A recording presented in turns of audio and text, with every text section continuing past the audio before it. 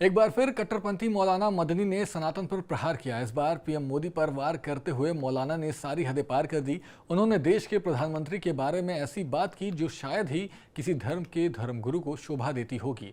आखिर मोदी पर बोलते हुए कैसे मौलाना ने कर दी सारी हदें पार। नमस्कार, मेरा नाम है शिवम चतुर्वेदी और आप देख रहे हैं आयोन भारत। आज हम कई दिनों से चल रहे वक्फ बोर्ड विवाद पर बात करेंगे, मगर उससे पहले आपको बताते हैं कि आखिर क्यों पीएम मोदी से नाराज चल रहे हैं जमीयत उलेमा हिंद के अध्यक्ष मौलाना अरशद मदनी। दरअसल पिछले दिनों पीएम मोदी ने अपने एक बयान में कहा था कि वक्फ बोर्ड का संविधान में कोई स्थान नहीं है, जिसे लेकर अरशद मदनी ने हैरानी जताते हुए कहा कि कल को पीएम मोदी यह भी कह सकते हैं कि नमाज, रोजा, हज और ज़कात का उल्लेख संविधान में कहीं नहीं है, इसलिए इन पर प्रतिबंध लगा देना चाहिए। उन्होंने कहा कि हमें प्रधानमंत्री से इतने कमजोर बयान की उम्मीद नहीं थी। अगर उन्हें इसके बारे में कुछ नहीं पता है तो वे संविधान के जानकार लोगों से इस बारे में जानकारी ले सकते हैं। वहीं अरशद मदनी ने दावा भी किया कि वक्फ संपत्तियों को नष्ट करने और जब्त करने वाले ये विधेयक अगर सदन में पेश किए जाते हैं तो जमीयत उलमा हिंद अन्य अल्पसंख्यकों और सभी धर्मनिरपेक्ष विचारधारा वाले लोगों के साथ मिलकर देश भर में इसका विरोध करेगी। उन्होंने कहा कि मुसलमान कोई भी नुकसान बर्दाश्त कर सकता है, लेकिन शरीयत में कोई दखलंदाजी बर्दाश्त नहीं कर सकता।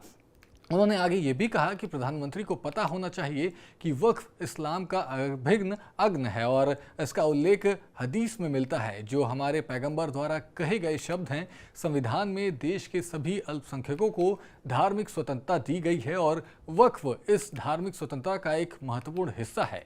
यह हमारा धार्मिक मामला है, इसलिए इसकी रक्षा और इसे जीवित रखना हमारा धार्मिक कर्तव्य है।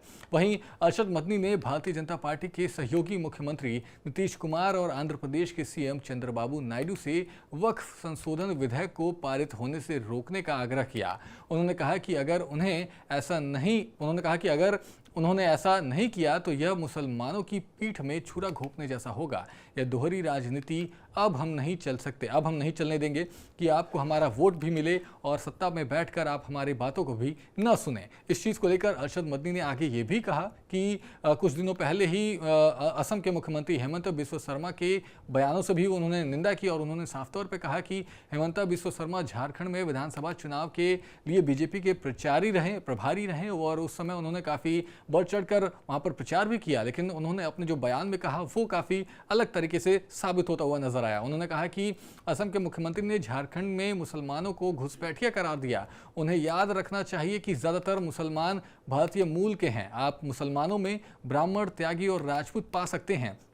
इसके बाद अगर ऐसे में देखा जाए तो मदनी एक तरफ धमकी देते हुए नजर आ रहे हैं कि शरीयत में कोई भी दखलंदाजी नहीं बर्दाश्त करेंगे, तो वहीं दूसरी तरफ नीतीश कुमार और आंध्र प्रदेश के सीएम चंद्रबाबू नायडू से गुहार लगाते हुए सामने आ रहे हैं। फिलहाल मदनी साहब को खुद नहीं पता है कि करना क्या है, या तो वो धमकी ही दे लें या फिर गुहार ही लगा लें।